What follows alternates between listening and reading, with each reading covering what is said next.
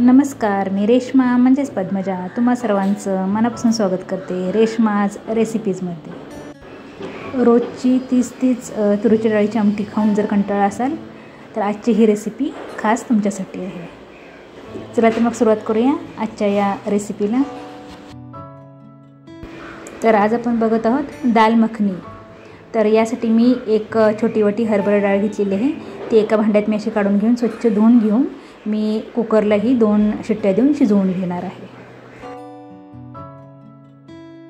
आता इथे एक छोटा साईजचा कांदा मी असा कापून घेतलेला आहे। एक छोटा टोमॅटो पण असा कट करून घेतलेला आहे।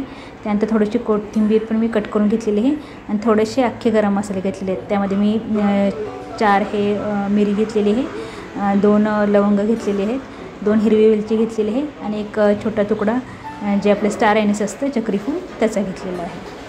हे आपण सगळं फोडणीत टाकणार आहोत।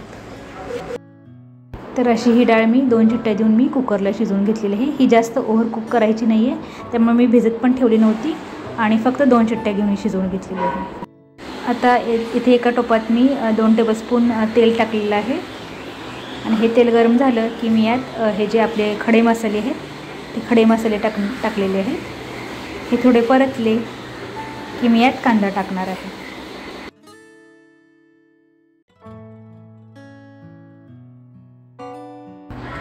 आता कांदा पण मी छान असा परतून घेणार आहे। कांदा हा छान परतलेला आहे। आता यामध्ये मी टोमॅटो टाकणार आहे आणि टोमॅटो पण छान अगदी आपण शिजेपर्यंत परतून घेणार आहोत। आता टोमॅटो पण आपला छान परतून झालेला आहे। आता यामध्ये मी 1 टेबलस्पून हे वाटण बनवलेलं आहे। खोबरं, लसूण, आलं आणि कोथिंबीर याचं हे मी वाटण बनवून घेतलेलं आहे। हे वाटण टाकून हे वाटण पण मी छान असं परतून घेणार आहे।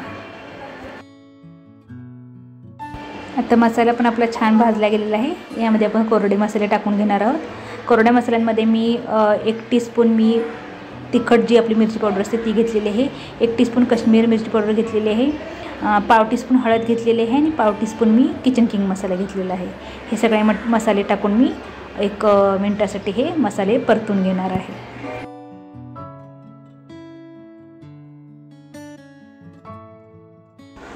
आता यामध्ये मी 1 टीस्पून फ्रेश क्रीम घेतलेली आहे, म्हणजे मलाई घेतलेली आहे, दुधावरची साय ही टाकलेली आहे आणि हे मी 1 टेबलस्पून दही घेतलेलं आहे। हे गोडसर दही आहे, हे दही पण मी यात टाकलेलं आहे आणि हे दोन्ही मी छान असं मिक्स करून घेणार आहे। आता हे जे मसाले आहेत हे आपले छान असे परतून झालेले आहे।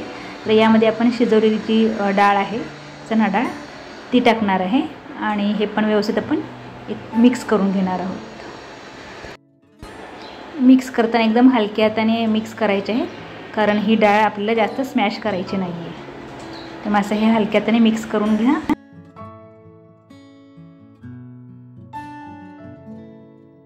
छान असे मिक्स झाल्यानंतर आपण यात भरपूर अशी कट केलेली कोथिंबीर टाकणार आहोत आणि परत छान असे मिक्स करून घेणार आहोत।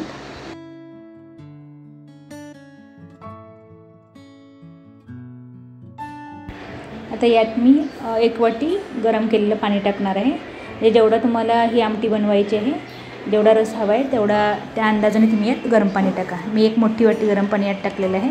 परत छान असं मिक्स करून घेतलेलं आहे।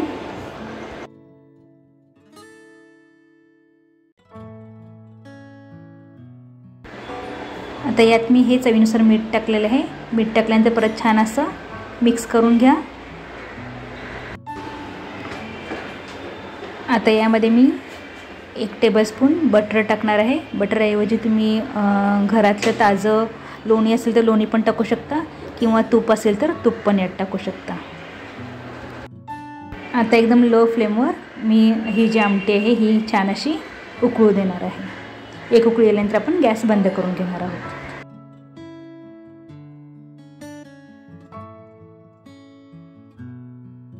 मस्त अशी खळखळून अशी ही आपल्या डाळीला उकळी आलेली आहे। तर आता मी गॅस बंद करून घेणार आहे आणि गॅस बंद केल्यानंतर बघा छान असा कट किंवा तर्री आपल्या या दाल मखनवर कशी आलेली आहे। तर अशी ही चमचमीत दाल मखनी तयार झालेली आहे।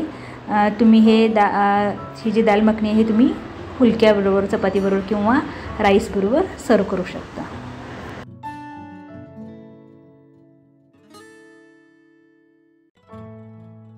माझी ही आजची रेसिपी जर तुम्हाला आवडली असेल तर लाईक आणि शेअर नक्की करा.